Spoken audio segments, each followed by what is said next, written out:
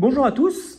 Alors aujourd'hui, on va parler d'une rareté qui est L'Arme Fatale sur NES, version française. C'est une trouvaille que j'ai faite à Easy Cash hier. Donc on va regarder ensemble, parce que c'est un jeu de 1993, 1er avril 93, donc c'est pour ça qu'il n'y en a pas beaucoup. Parce qu'en 93, on avait déjà la Super Nintendo avec Star Fox. Donc du coup, on est d'accord que s'acheter un jeu NES, c'était un peu compliqué. Et à peu près pareil que Wainsworld d'ailleurs, qui est sorti aussi en 93 et qui est très compliqué à trouver. Enfin, qui est pas compliqué, mais qui vaut une blinde. Voilà, donc du coup, on va déjà vérifier que ça soit un vrai. Du coup, j'ai regardé un peu sur Internet. Normalement, on doit avoir une PCB qui date de 87. Donc, ils ont pris une vieille PCB qui avait déjà 6 ans. Et donc, on doit retrouver normalement 4 petits composants, un condensateur et avec SROM NES 07 ou 03, je crois, je sais plus, on va regarder.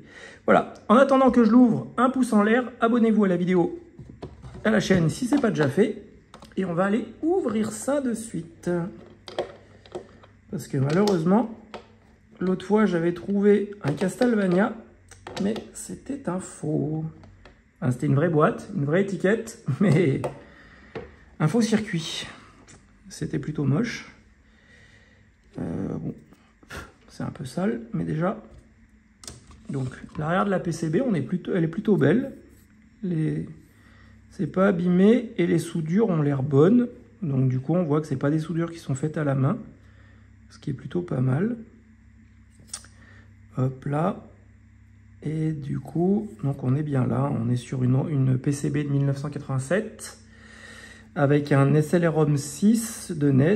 Là, on a le petit composant qui nous emmerde la vie à chaque fois qui fait clignoter la console, pour dire que c'est une vraie puce. Et donc, on a bien donc nos deux grosses ROM, pas la Y, 3FC40, 3FC10 et un autre composant Nintendo.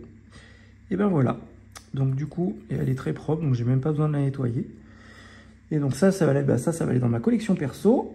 Et donc du coup, voilà, donc comme quoi, mine de rien, des fois, en fouillant un peu dans les caches, je suis d'accord avec vous, on trouve de moins en moins de bonnes affaires, parce que, voilà, avec les codes barres et les ventes eBay, tout de suite, ils arrivent à savoir un peu ce qui vaut le coup de ce qui vaut pas le coup. Mais on arrive quand même à trouver quelques bricoles qui sont plutôt pas mal.